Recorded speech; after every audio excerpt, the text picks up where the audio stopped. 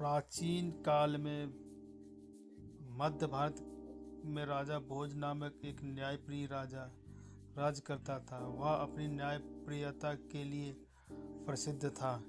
एक बार उसके दरबार में एक व्यक्ति न्याय के लिए आया और अपना दुखड़ा सुनाया कि उसने दूर देश की यात्रा पर जाने से पहले घर के हीरा जवाहरात और गहने अपने पड़ोसी को सुरक्षित रखने के लिए दे दिया था, क्योंकि मेरे छोटे बच्चे के साथ मेरी पत्नी अकेले थी। परंतु जब मैं यात्रा से वापस लौटा तो इसके मन में खोट आ गया और वह मेरे जवाहरातों को वापस लौटाने के बजाय कह रहा है कि उसने तमाम जवाहरात मेरी पत्नी को पहले ही लौटा दिए हैं, जबकि उसने मेरी पत्नी को कोई जवाहरात नहीं लौटाए। राजा भोज ने पड़ोसी से जवाहरातों की वापसी ने गांव के कोतवाल और सरपंच को गवाह के तौर पर पेश कर दिया कि उनके सामने उसने गहने उसकी पत्नी को लौटाए हैं। राजा भोज ने इन गवाहियों को सत्य मानते हुए फैसला सुना दिया, मगर वह व्यक्ति प्रलाप करने लगा कि राजा का फैसला न्यायोचित नहीं है। प्रलाप करते ही उसने कहा कि इससे तो बेहतर है एक गांव का चरवाहा न्याय सुनाता है।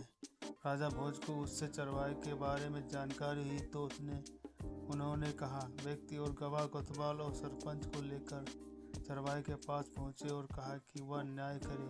चरवाहे ने एक टीले पर बैठकर पूरी बात सुनी और कोतवाल को अकेले बुलाया। उससे पूछा कि जवाहरात कैसे थे, कितने थे और उनका रूप रंग कैसा था। उसके पश्चात चरवाहे के सरपंच को बुलाकर यही बात पूछी और फिर चरवाहे ने फैसला सुना दिया कि पड़ोसी झूठ बोल रहा है। दरअसल कोतवाल और सरपंच दोनों ने हीरे जवाहरात और गहनों के बारे में पूरी तरह भिन्न और अलग अलग विवरण दिए थे, जिससे कोई मेल नहीं था। थोड़ी कड़ाई से पूछताछ करने पर कोतवाल और सरपंच ने मुंह खोल दिया कि उसे उस व्यक्ति के पड़ोसी ने रिश्वत देकर यह गवाही देने के लिए कहा था। राजा ने चरवाहे से पूछा कि वो ऐसा चतुराई भरा निर्णय कैसे दे देता है। चरवाहे ने कहा कि उसे खुद नहीं मालूम, मगर जब वह इस टीले पर बैठता है तो उसका दिमाग चलने लग जाता है। राजा भोज ने उस टीले की खुदाई की तो वहाँ पर राजा विक्रमादित्य सिंहासन मिला, जिसमें 32 पुतलियाँ थीं।